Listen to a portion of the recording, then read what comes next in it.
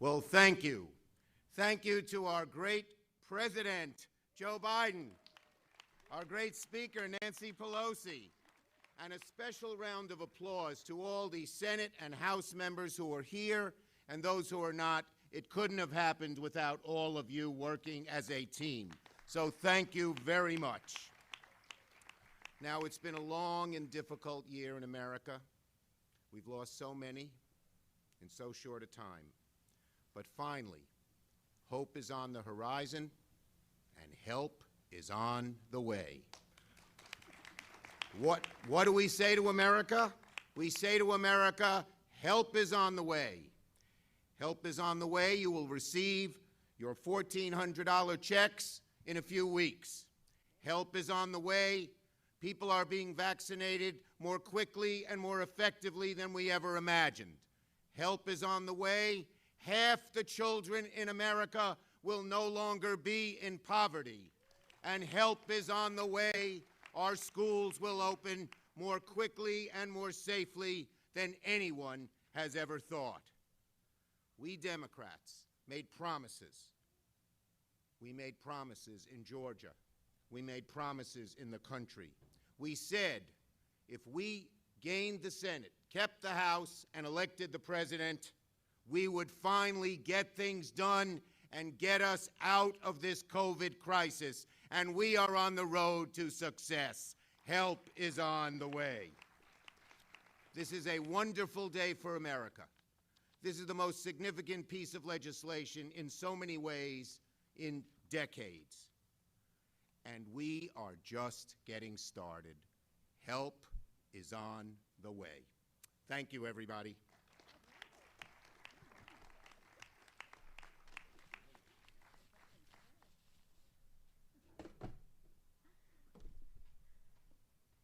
Thank you so much. Good afternoon. Good afternoon in the Rose Garden. Thank you, Mr. President, Madam Vice President. An honor to be with you and to be with the Majority Leader of the Senate, Chuck Schumer. I join him in acknowledging our members who are here, many chairs of committees, members of our leadership, because without all of you, this would not have happened. And it certainly would not have happened without Joe Biden as President of the United States. Mr. President, everybody is complimenting us, and every time we get a compliment, I say I accept on behalf of the House Democrats and of the staff of the House Democrats, and I know of the Senate staff as well. They worked so very, very hard. But let me say this about my members. Our chairs were dazzling in their own work, intellect, integrity, imagination for the American people, working with their Senate colleagues. I say their beautiful diversity of our members. And I say to them, our diversity is our strength. Our unity is our power. And in this bill, our diversity to protect everyone in our country, to end the disparity in access to everything that the bill presents. Our diversity was reflected in the House and the Senate in that policy. But our unity on behalf of all of the American people is what made this such a triumph. Whatever differences there may have been, shall we say, as I say to the chairman, exuberance, the leader, certain exuberances here and there, we all knew our purpose. We were unified on behalf of the American people, for the children, for their health, for their education, for the economic security of their families. Yes, this is a great day to be in the Rose Garden and to have us be able to fulfill the promise that President Biden has made all along, that help is on the way. Promise made, promise fulfilled. Thank you, Mr. President.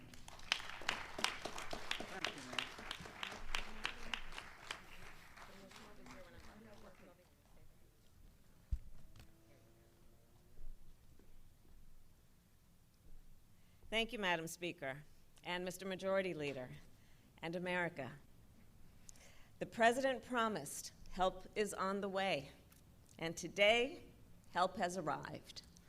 Help has arrived for the workers who lost their jobs. Help has arrived for the students who've been stuck at home. Help has arrived for the families that have struggled to put food on their table, and for the small businesses that have struggled to keep their doors open. Help has arrived, America. This landmark legislation will get relief to families, get support to communities, and make sure more shots get in arms.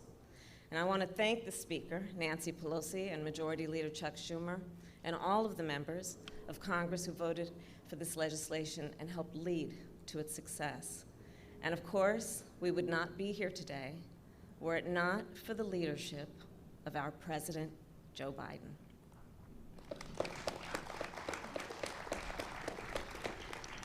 And I just want to say something about the President. From the beginning of this, Joe said, we got to tell the stories. We got to tell the stories. We got to show that we understand what the people are experiencing and what they need. And I've been in rooms with Joe when it's just he and I. I've been in rooms with Joe when it's just a small group of our team or when the cameras are there, and he's the same person every time. And he's always talking about what do the people need. And you know, when the President and I were preparing to take office, we knew what we were up against. So we started working on a plan, this plan, the American Rescue Plan. And Mr. President, from the very start, you sought the people out. You asked them, as only Joe can do, how you doing? You listened to what they said, and you remembered what they said. And every day, in every meeting, you reminded us who we were doing this for, the American people, and in particular, the American people who were hurting the most, the workers who have been out of a job for 6 months to a year, the families that lost a loved one, the communities that have been torn apart by this deadly virus. You, Mr. President, have carried a card in your breast pocket with the number of those Americans who have died from COVID-19. Every day he carries that card, literally keeping their memory close to your heart. You have grieved, Mr. President, out loud with our nation, mourning the loss of so many extraordinary Americans. Your empathy has become a trademark of your presidency and can be found on each and every page of the American Rescue Plan. Joe Biden, Mr. President, you had a vision, you had a purpose, and you had faith that the American people, regardless of who they voted for, would support this plan, simply because it will help. You had faith that Congress would pass this plan simply because it is the best thing for the American people. And you put in the work to make it happen, to get relief directly to the American people. And we've both served in the Senate, so we know there's rarely been a bill that's so concrete and tangible. Mr. President, people will feel and they will see what we all did here. They will see the checks in their bank accounts. They will see the child tax credits when they file their taxes, when they return to work, when they return to school, when they reopen their businesses, when they hug their grandchildren for the first time in a year. Americans will see what we did here, what you did, Mr. President. And they will feel the impact of this bill for generations to come. And that's what happens when you make historic investments in communities of color, and tribal communities, and rural communities. That's what happens when you lift half of those children living in poverty out of poverty.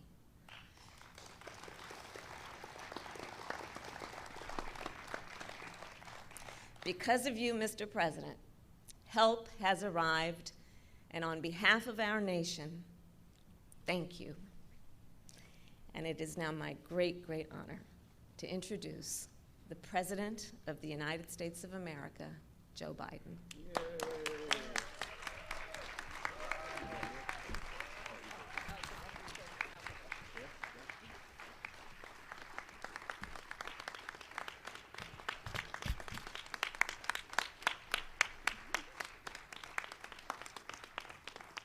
Good afternoon.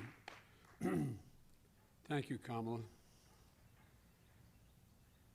You know, when I look out over what happened the last 50 days, when Jill and I first got a chance to move into this magnificent building behind you, I promised the American people, and I guess it's becoming an overused phrase, that help was on the way.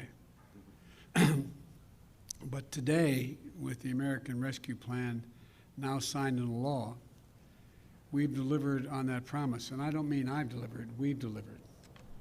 Look out there on all of you. Patty, there'd still be people, kids in poverty, were it not for all the work you did all those years.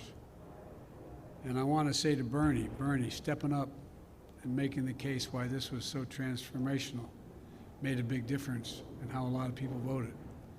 I look out at all of you, House members as well, who have made the case to the American people why this is so important. I watched my buddy Jim down in South Carolina stand up and talk about how it's going to affect individual people.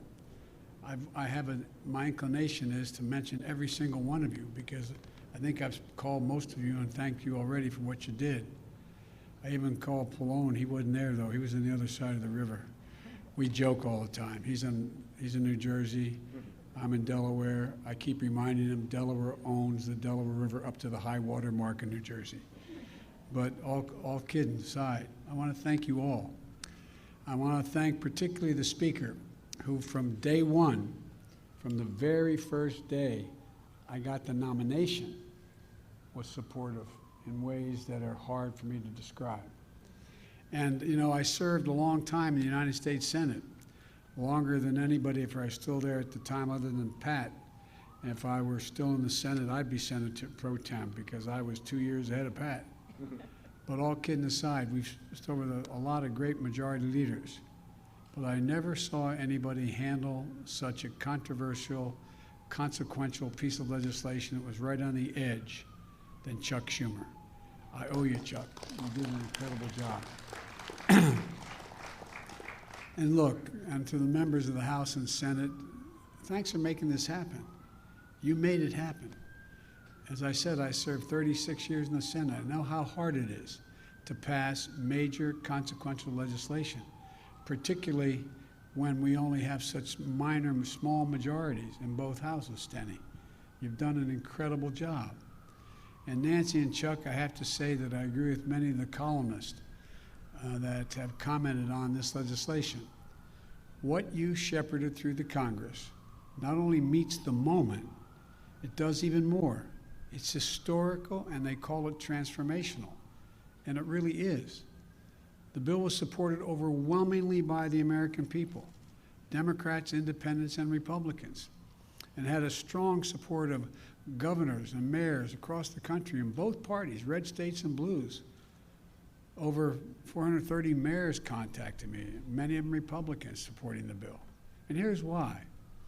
Because what you all did with it and the refinements you made, it directly addressed the emergency in this country.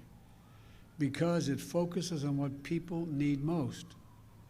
Debbie and I often talked about, you got to tell people in plain, simple, straightforward language what it is you're doing to help. You've got to be able to tell a story.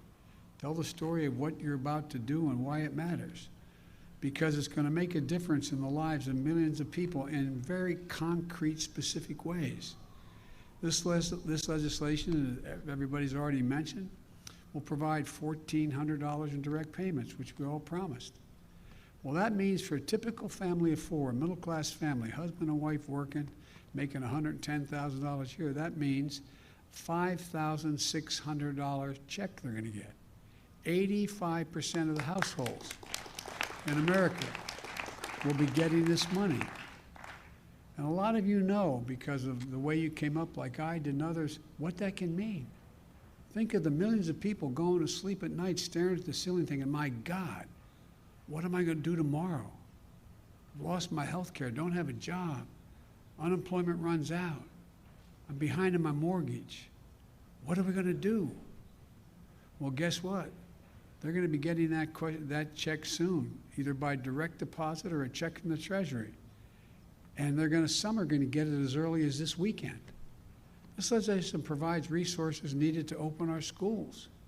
How many of you have dealt, not only in your own home and with your children and grandchildren, if you have them, with how difficult it is, the mental pressure and stress that are on so many families, so many people needing help if they had access to counseling, because it's caused enormous, enormous stress. This legislation extends unemployment insurance by $300 a week until September. It's going to help 11 million Americans who were days from losing that benefit. This legislation includes the biggest investment in child care since World War II. That's not hyperbole, that's just a fact. It's a fact. It provides help for small businesses to stay open. And 400,000, so many have had to close because the first time around, you all worked and did a great piece of work in the House, passing significant legislation. What's the first thing the last president did? He fired the folks who were supposed to watch and make sure it got, in fact, distributed the way it was supposed to. We find out so much of it went to people who didn't need it. You all took care of that. It extends coverage and lowers health care costs for so many Americans. So many Americans, and it's a big number for people. It provides for food and nutrition because people knew, and you all were out there handing out food like many of us were, but you saw people who were in car lines that were literally miles long. You'd see 4 lanes of cars that went back for a half a mile each just to get a box of food. Again, through no fault of their own. It's going to help people keep a roof over their heads. 500,000 haven't been able to make their mortgage payments. About to be thrown out of their apartments. They have to make up all that they owe. And those mom and pop realtors are in real trouble. It's going to cut child poverty in half I've talked to so many of you. Rosa, you and I have spent so much time on this. But you guys, you, Patty, and others are the ones who have been leading this for so long. And it's finally coming to fruition. And the American people understand it. It pays for many of the steps we've taken to vaccinate Americans. We're going to be in a position where, because of what you all did and passed, we had the money to go out and literally purchased hundreds of millions of vaccines and then go out and make sure we had enough vaccinators. Vaccine's one thing, to get the vaccine in a vial, out of that vial and into a needle and needle into someone's arm. Took tens of thousands of people. And because of you, we were able to mobilize the military. We were able to mobilize FEMA. I was able by executive order to allow former docs and nurses to come back and be able to engage in this activity.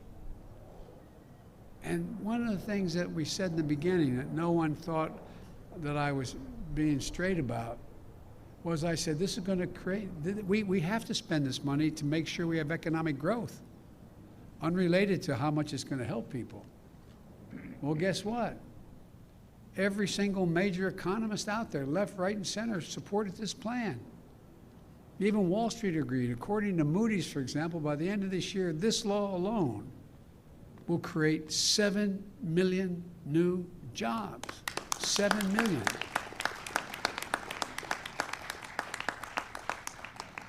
And the bill does one more thing, which I think is really important. It changes the paradigm. For the first time in a long time, this bill puts working people in this nation first. It's not hyperbole, it's a fact. For too long, it's been the folks at the top. They're not bad folks. A significant number of them know they shouldn't be getting the tax breaks they had. But it put the richest Americans first, who benefited the most. And the theory was, we've all heard it, and especially the last 15 years, the theory was cut taxes, and those at the top and the benefits they get will trickle down to everyone. Well, you saw what trickle down does. We've known it for a long time, but this is the first time we've been able to, since the Johnson administration, and maybe even before that, to begin to change the paradigm. We've seen time and time again that that trickle down does not work. And by the way, we don't have anything against wealthy people. You got a great idea, you're going to go out and make millions of dollars, that's fine. I have no problem with that. But guess what? You got to pay your fair share. You got to pay something, because guess what? Folks who are living on the edge, they're paying. And so, again, all it's done is make those at the top richer in the past and everyone else falling behind. This time, it's time that we build an economy that grows from the bottom up and the middle out. The middle out. And this bill shows that when you do that, everybody does better. The wealthy do better. Everybody does better across the board. If that's our foundation, then everything we build upon will be strong, a strong foundation. Our competitiveness around the world, the jobs here at home, the health and quality of our lives. That's what the American Rescue Plan represents. It's all about rebuilding what I've been saying, and Bernie and a lot of others have been saying, the backbone of this country. The backbone of this country are hard-working folks. Hard-working folks, middle-class folks, people who built the country. And I might add, I think unions built the middle class. And it's about creating opportunity and giving people a fair shot. That's really all and everything it's about. In the coming weeks, Jill and I, and Kamala and Doug, and our cabinet, with all of you, members of Congress, we're going to be traveling the country to speak directly to the American people about how this law is going to make a real difference in their lives and how help is here for them. Almost every single aspect would be significant, if you took this bill and broke it into all the pieces, every one of those pieces standing alone would be viewed as a significant accomplishment. But it's all the work you've done for years to try to get us there. This law is not the end of our efforts, though. I view it as only beginning. As we look, one of the things that I've been most worried about, and I think you all have too, especially those of us that have been around for 100 years like me, is you've watched people lose confidence in government. Just lose confidence in that we tell the truth. That's why when I announced, I quoted Franklin Roosevelt. He said, "I'll give it to you straight from the shoulder. The American people can handle anything if you tell them the truth." And they really can. Just give it straight from the shoulder. And when we do something right, we're going to make a case for it. And when I make a mistake, I'm going to own up to it and say, it was me. I made a mistake. And I said last night, this is not over. Conditions can change. We're not finished yet. Conditions can change. The scientists have warned us about new variants of this virus. And the devil is in the details of implementing this legislation. I know from experience when the president turned to me like I haven't done to the vice president yet and said, take care of it. You take care of implementing the plan.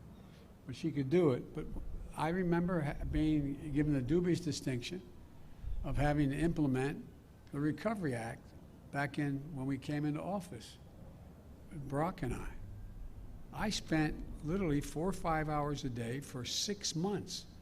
I talked to over 160 mayors, probably more than 2 or 3 times, every governor save one who was looking at from Alaska to Russia, and making sure that we're in a situation where we talk to everybody. But it takes, the devil's in the details.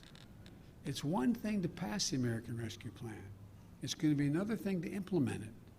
It's going to require fastidious oversight to make sure there's no waste or fraud, and the law does what it's designed to do. And I mean it. We have to get this right. Details matter, because we have to continue to build confidence in the American people that their government can function for them and deliver. So there's a lot of work for all of us left to do. But I know we'll do it. To every American watching, help is here, and we will not stop working for you. Together with you, we are showing it's possible to get big, important things done. That's what America does. It tackles hard problems. And how we do, look, it's how we do have it within ourselves to come out of this moment, which we've been saying, a lot of us have been saying for a long time, more prosperous, more united, and stronger than we went in. That's where we have a chance to be. That's what we're going to be able to do. And it's really critical. It's really critical to demonstrate, not Democrat, Republican. It's critical to demonstrate that government can function and deliver prosperity, security, and opportunity for the people in this country. And as my grandfather used to kiddingly say, with the grace of God, the good little neighbors and the creek not rising, that's exactly what we're going to do.